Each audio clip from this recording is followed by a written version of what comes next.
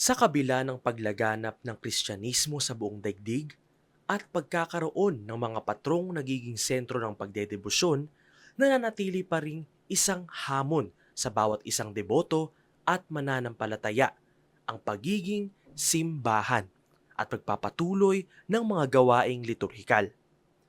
Sa ating pagtungo sa huling kabanata, ating intindihin ang mga mensaheng dapat na tumimo sa ating mga puso at isipan. Dito lamang sa Marta Pintakasi. Ang ikasyam at huling kabanata, Misyon. Ito ay isang hamon at misyong patuloy na tinutugunan upang mapanatili ang mga banal na gawain upang sa mga susunod na henerasyon ay patuloy pa rin itong maisabuhay. Kaya narito ang mga mensahe ng aming mga nakapanayam para sa mga manunood, lalong-lalo na sa mga kabataan o kaya naman sa mga susunod pang henerasyon. Ang tangi lang naming maipapamana sa mga deboto ni Santa Marta, lalong higit sa mga kabataan at sa mga susunod pang henerasyon, ay yung pagsasalin ng tradisyon. Sa ating bansa maraming tradisyon. Sa ating bansa maraming mga kinaugalian at kinagawian. Ngunit may mga lugar sa ating bansa na hindi na naipasa ang tradisyon, hindi na naipasa ang kinaugalian, at maaari hindi niya rin naipasa ang pananampalataya sa inang simbahan. Bilang seminarista, bilang deboto ni Santa Marta, ito yung hamon sa akin, at maaaring hindi lamang hamon sa akin, kundi hamon sa ating lahat, na ang debosyon ni Santa Marta ay hindi lamang dapat manatili sa atin, hindi lamang dapat inaangkin natin, kundi dapat ito'y ibinabahagi natin. Katulad ni Santa Marta, binahagi niya ang kanyang sarili sa paglilingkod kay Jesus. At tayo bilang mga deboto, yun din ang hamon sa atin. Na bilang Kristiyano, bilang deboto ni Santa Marta, ibahagi din natin kung ano yung pananampalataya natin sa Diyos, kung ano yung debosyon natin kay Santa Marta. At sa pamamagitang ito, naipapasa natin ang tradisyon, naipapasa natin yung kinaugalian natin, naipapasa natin yung ating pagmamahal natin sa kultura at lalong higit sa makapangyarihan, pamamatnubay at pamamagitan sa atin ni Santa Marta. Marahil ang masasabi ko na maaari kong iparating sa kabataan. Kumbaga, ang debosyon ay hindi lamang debosyon. Ang debosyon ay misyon.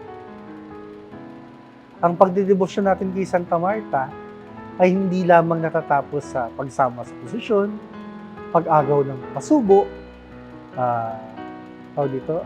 pagpapabulaklak, pagpapadamit.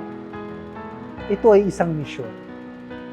Na tulad ni Santa Marta, tulad ng kanyang halimbawa sa ating mga Gospels, sa mabuting balita, tulad ng kanyang masidhing pananampalataya, tayo rin ay magmimisyon sa ating kapwa para maipadama ang pag-ibig ng Diyos sa ating kapwa deboto. Tayo ay tagapateros. Ang tagapateros ay kilala sa handaan pag-fiesta. Lahat ng tao pwedeng pumasok sa bahay para kumain. Parehas na parehas ng karakteristik ni Santa Marta. At yun sanang huwag mawala. Huwag mawala. Si Santa Marta ay patron ng mga nagluluto, patron ng mga kumakalinga. Dapat tayong mga deboto kay Santa Marta ay matuto ding kumalingan sa lalong nangangailangan. Okay. So sa mga kabataan ngayon, actually hindi naman napuputol yung pagdedebosyon kay Santa Marta kahit yung tradisyon na hangga't may mga bata na na isinisilang na ipinaghihele na ang ginagamit na panghele yung tugtog sa sayaw kapag ka nagpapandango, hindi mapuputol yung tradisyon dahil may mga kabataan na nagtutuloy. Ngayon, doon sa mga kabataan, hindi lang tayo natatapos sa pagsasayaw, hindi lang tayo natatapos sa pagsama sa prosesyon, kailangan nag-uumpisa tayo sa pagsisimba dahil nandun si Kristo. Mula kay Kristo, susunod tayo papunta kay Santa Marta. Gagayahin natin kung paano siya sumunod kay Kristo, kung paano siya namuhay, kung paano niya sinunod yung mga aral ni Kristo hanggang sa atin, sa pagdedebosyon natin. Ganun din na tutularan natin kung ano yung buhay na ginawa ni Santa Marta.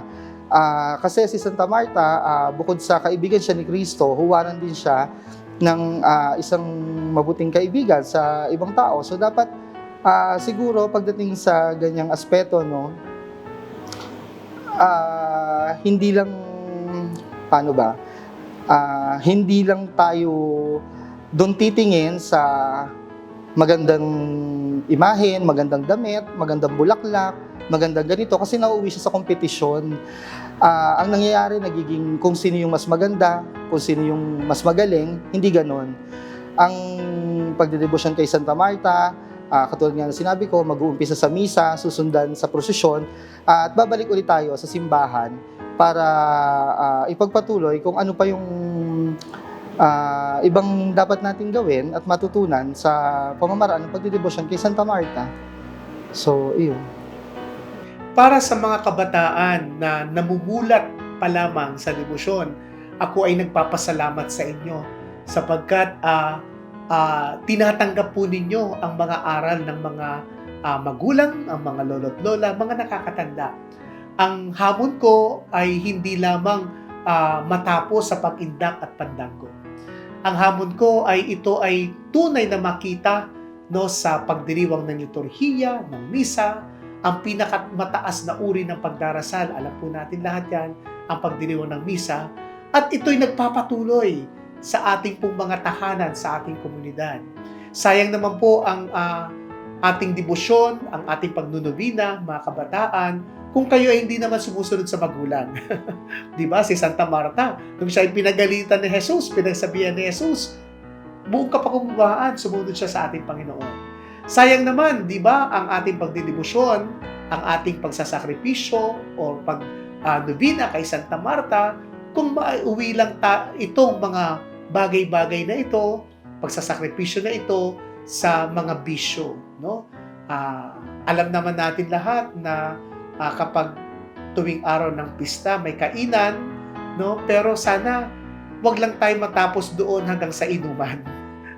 Kumbaga, ang pinakamahalaga dito, lalo na sa mga kabataan, there should be a genuine devotion. Nakikita sa ating pag-uugali, nakikita sa ating action, nakikita sa ating pamumuhay. Hindi lamang tuwing pista, kundi araw-araw. Hindi lamang tuwing may okasyon, again, kundi araw-araw.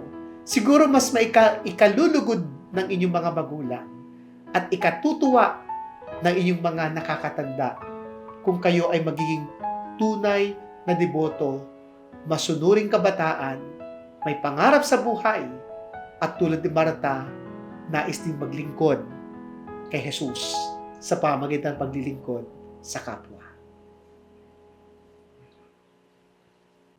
Bagamat ang ilan ay patuloy sa pag-indak, patuloy sa kanilang pamamanata, at patuloy ang pakikibahagi sa mahal na Poong Santa Marta, magpatuloy din nawa tayong maging kawangis ni Santa Marta bilang isang banal na huwaran sa harap ng Diyos, isang salamin ng paglilingkod sa kapwa, isang mapagmahal na kapatid, at isang maaalalahaning kaibigan.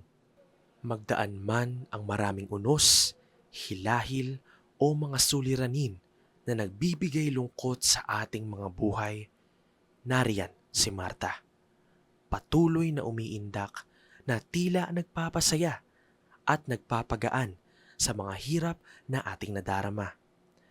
Nariyan si Marta, na handang patuloyin tayo sa kanyang tahanan. Nariyan si Marta, na patuloy tayong aakayin tungo sa kabutihan, kababaang loob, at tamang daan tungo kay Jesus. Hayaan naming banggitin at ipanalangin ang huling yugto ng tulang alay kay Santa Marta. Kahit manawari, magtamo ng palad ang mga lingkod mong nagagalak. Kami ay ampunit, tapunan ng lingap. Sa dalit at sakit, makakitang lunas. Aluin mo kami pintakasi namin sa dinadalitang hirap at hilahil. Magdalang habag ka sa aming pagdaing. Saklolo mo ay kailangan namin. Ang bayang Pateros lagi mong iligtas sa di maulutang dusa at pagabag. At gayon din namang buong Pilipinas, iyong ipanuto sa magandang palad. Hanggang sa muli, Viva Marta Pintakasi!